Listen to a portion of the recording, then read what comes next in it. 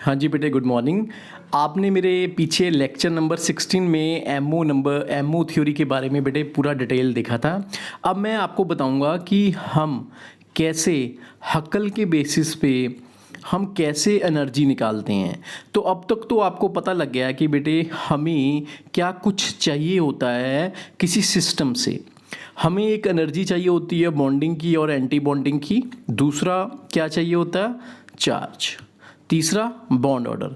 अगर आपने ये तीनों चीज़ें किसी की निकाल दी हैं तो इसका मतलब ये हुआ कि आपने जो एमओ थ्योरी है पूरी तरह से आपने एप्लीकेबल कर दी है। तो सबसे पहले बेस्ड ऑन हम कुछ एग्जांपल देखते हैं। सबसे पहली एग्जांपल है इथिलीन की।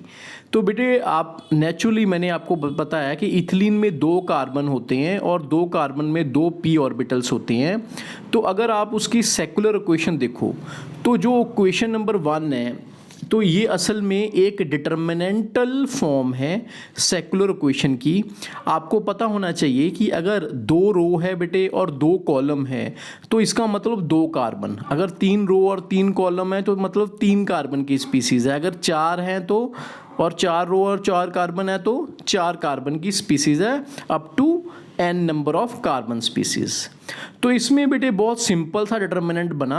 अगर आप सिंपल देखें डिटर्मिनेंट्स को सॉल्व क्रॉस मल्टीप्लाई करके करते हैं तो क्वेश्चन नंबर 2 ऐसे इसका सोल्यूशन बन जाएगा x² - 1 = 0।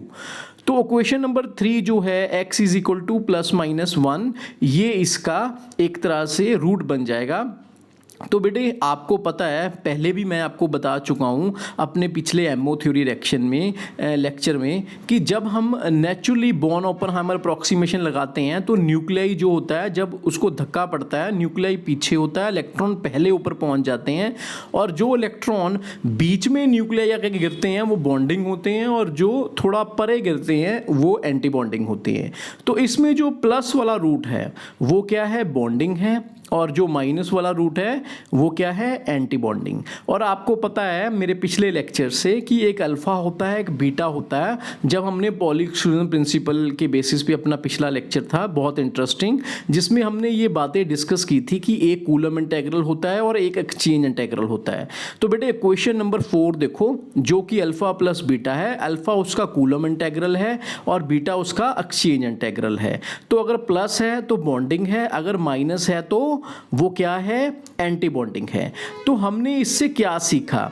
हमने तो ये सीखा कि एक इथिलीन में हम अगर देखें कि नेचुरली 2 इलेक्ट्रॉन होते हैं तो अगर हमने एक की एनर्जी बेटे अल्फा प्लस बीटा निकाल ली तो नेचुरली जो 2 अवेलेबल पाई इलेक्ट्रॉन है इथिलीन की तो उसकी कितनी एनर्जी टोटल आएगी? ट्वाइस 2 अल्फा प्लस 2 बीटा, क्योंकि नेचुरली अल्फा प्लस बीटा हमने एक इलेक्ट्रॉन की अभी निकाली थी। बेटे अभी तो हमने अल्फा प्लस बीटा की फॉर्म में पिछली स्लाइड में देखा था। अब हमें पता है कि हमें क्या निकालना है इसका। हमने इसका बॉन्ड ऑर्डर निकालना है, चार्ज निकालना है और एक चीज़ और जो मैं आपको अभी बता रहा हूँ वो है फ्री वैलेंस। अगर बेटे आप किसी की एनर्जी निकालते हो वो अधूरी जानकारी है, आपको उसका बॉन्ड ऑर्डर, उसका चार्ज डेंसिटी, चार्ज Q और P बॉन्ड ऑर्डर और उसका F फ्री वैलेंस भी बताना पड़ेगा। तो क्वेश्चन नंबर 5 जल्दी से देखिए। अब हमें पता है कि हमारे 2 कार्बन हैं, 2 कार्बन के बीच में क्या है? पाई बॉन्ड है। तो सबसे पहले हम लिखते हैं C1x + C2 = 0।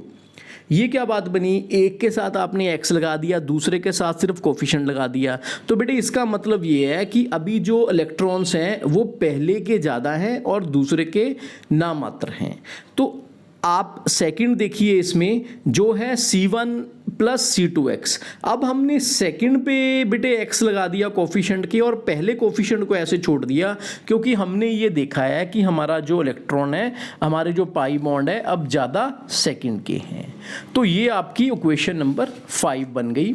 अब इसको आप सॉल्व कैसे करोगे?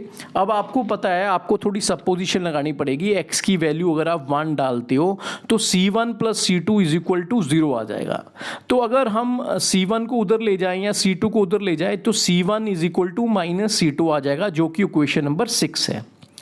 तो इससे ये पता लगा कि नेचुरली ये कोफिशिएंट एक दूसरे के उल्टे आ रहे हैं। तो इसका मतलब ये है कि हर मॉलिक्यूलर ऑर्बिटल क्या है, आपका नॉर्मलाइजेशन करनी पड़ेगी, क्योंकि नेचुरली हमें पता है कि अगर आप चाहे वेरिएशन निकाल रहे हो चाहे कुछ भी लगा रहे हो, नॉर्मलाइज्ड होना चाहिए, ऑर्थोगोनैलिटी से बात नहीं बनती।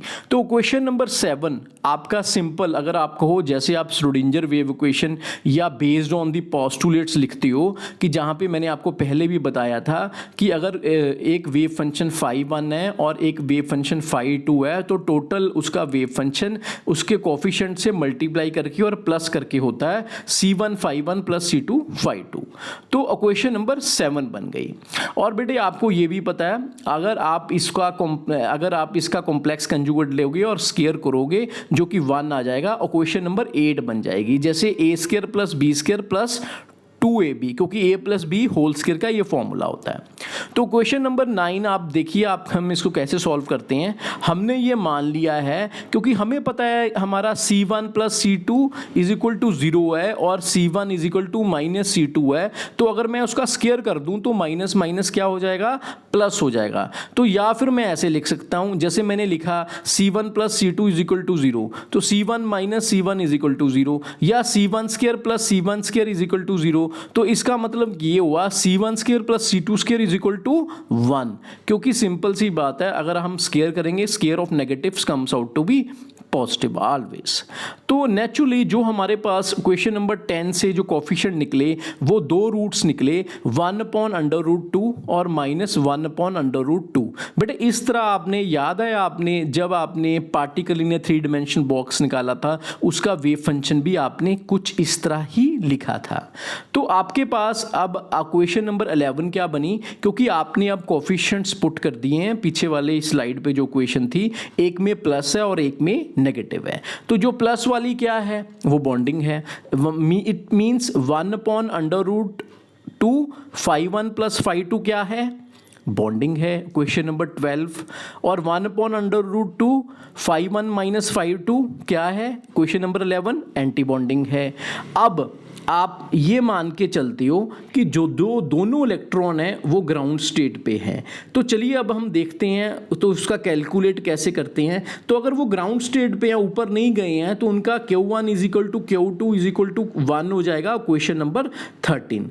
तो आपकी जो बॉन्ड ऑर्डर है 1 कॉरस्पॉन्ड टू 2 या 2 कॉरस्पॉन्ड टू 1 आ जाएगी। और आपको ये भी पता है कि हम फ्री वैलेंस कैसे निकालते हैं। फ्री वैलेंस के लिए बेटे आपने मेरा पिछला लेक्चर देखा था जिसमें मैंने आपको फ्री वैलेंस की वैल्यू दिखाई थी कि नेचुरली बेटे आप माइनस करते हो Nmax माइनस Ni। तो इसने क्या कहा है, in ethylene each carbon is bonded to 2 hydrogen atom.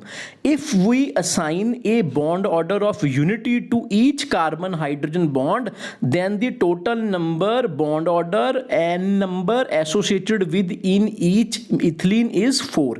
अगर आप बेटे देखो तो इसका फॉर्मूला C2H4 होता है, C डबल बॉन्ड CHH, दोनों तरफ 2 HH लगे हैं, एक H को हमने 1 मान लिया तो 4 के 4। और आपको पता है कूलसन ने ये बताया था, मेरे फ्री वैलेंस वाले कंसेप्ट को देख लीजिए, पीछे अभी लेक्चर मैंने अभी थोड़े दिन पहले ही अपलोड किया है।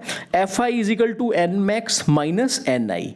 तो Nmax क्या है 4.732। बेटा लर्न कर लो, थेल्स थ्योरी के बेस पे, पार्शियल वैलेंसी के बेस पे कूलसन ने निकाला था। Nmax कितना है 4.732। अब आप 4.732 से -4 करोगे तो क्या आ जाएगा, क्वेश्चन नंबर 15 आ जाएगी। तो बेटे सिंपल सी बात है, आपने बॉन्डिंग एंटी बॉन्डिंग, आपने बॉन्ड ऑर्डर, चार्ज डेंसिटी और फ्री वैलेंस निकाल लिया।